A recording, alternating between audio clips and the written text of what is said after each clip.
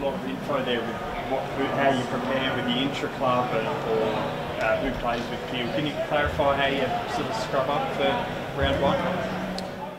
Sorry, mate, can you rephrase that? How do you prepare for round one?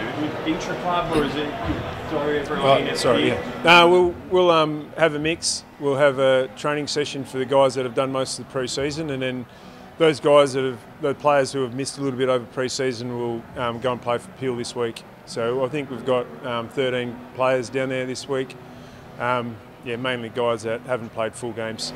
What are you hoping to see out of that? Well, hopefully hoping them all to get through unscathed and in good form. Like that's what pre-season's about.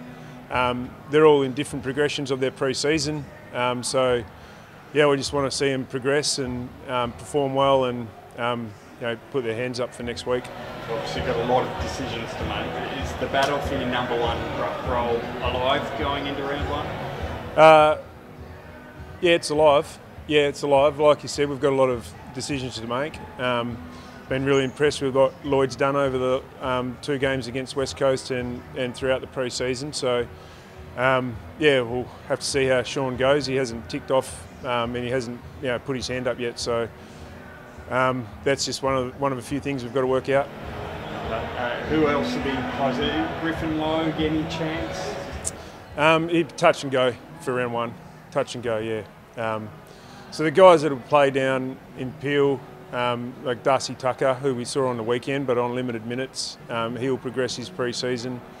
Connor Blakely, who missed the first West Coast game, will play minutes again. We've got a number of small forwards like Trav Collier, who came on at the back end of both games. He'll play a full game. Sam Switzkowski, who didn't play any of last year, where he continues to build. Liam Henry only played probably 20 minutes last week. He'll continue to build down at Peel. So got a lot of different players in a lot of different situations, and they'll all be looking to put their hand up. So you might not have a huge say in it, but you worry about how young you might end up for round one? Not really. I feel the players that we pick will be in good form, and they would have deserved their opportunity. So we won't be picking anyone for round one that we don't think's ready and earned it. So no, I'm not worried about the age. Too early to declare any debutants? Not yet. No, we've got a long way to go.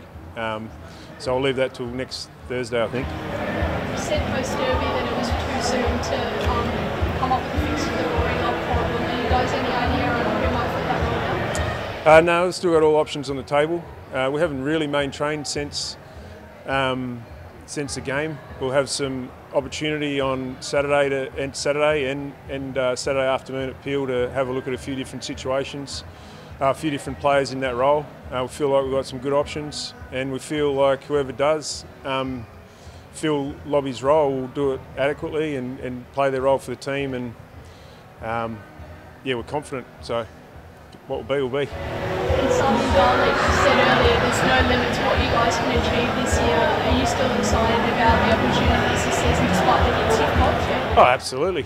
Absolutely. Like I said before, and said many a time, I think the beauty about last year was we were able to build great depth on our list.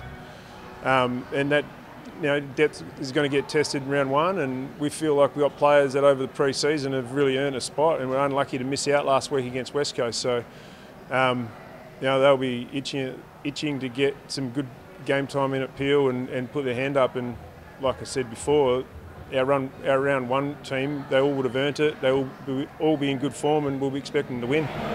Being consistent in wanting more goals, how do you feel now in your words that 5 of your first 7 forwards are unavailable? Still really confident.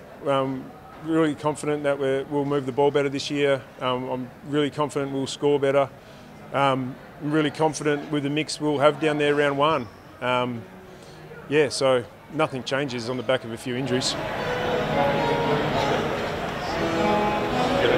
Mrs. Adams, so that's absolutely that. A big plus, I guess. We talk about the guys that aren't there. We've got through with Alex Pearce and Joel Hamling both going to be right to go. Yeah, it looks that way. Hopefully they get through training on Saturday, but they're both progressed really well. in some respects have progressed faster than we thought they would. Not only are they fit and playing long minutes, they're performing really well. So I thought Joel Hamling on the weekend with his intercept marking and defensive skills was outstanding, and Piercy's taken a massive step forward in the last fortnight. So yeah, they're real positives. Are you thinking about Melbourne yet? Oh, absolutely. Yeah, I've been thinking about them all pre-season. I mean, you always put a lot of planning into round one, what your best team looks like, what the opposition's likely to bring, and yeah, we've started planning, started looking forward to it. There's a real buzz around round one, so it's going to push us all the way through next week and allow us to have a really good preparation. Given the Dawn factor, I'm not sure if you asked about the ruck, but Sean, can you rule him in or out? And obviously, no, I can't rule him out yet. He'll be touch and go. Everything that we're seeing at training is really positive, but yeah, he's going to be touch and go. He's going to have to do a fair chunk of Saturday and get through with flying colours to be able to put his hand up.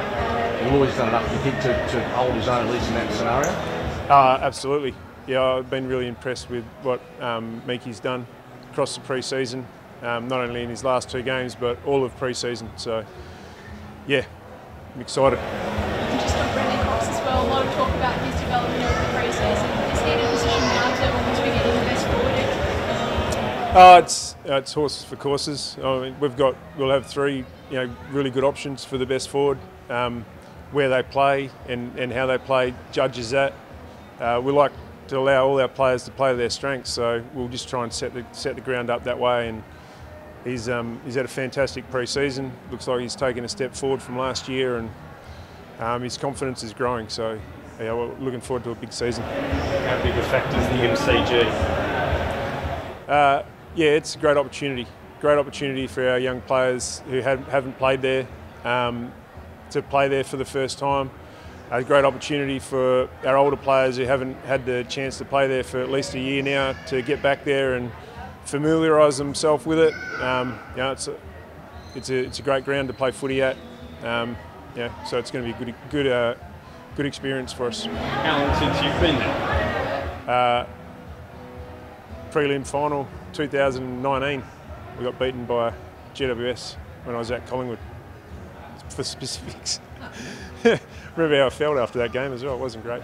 So you lost Michael Frederick. What's your feeling after the game we had? Disappointing for him. Disappointed for all our players that got injured on the weekend, because they've all put in such good pre-seasons to get himself in the team, one step away from round one, and to do that and get injured is disappointing. But we'll see them all back this year, all playing really good footy at different stages, and Freddie's just a part of that.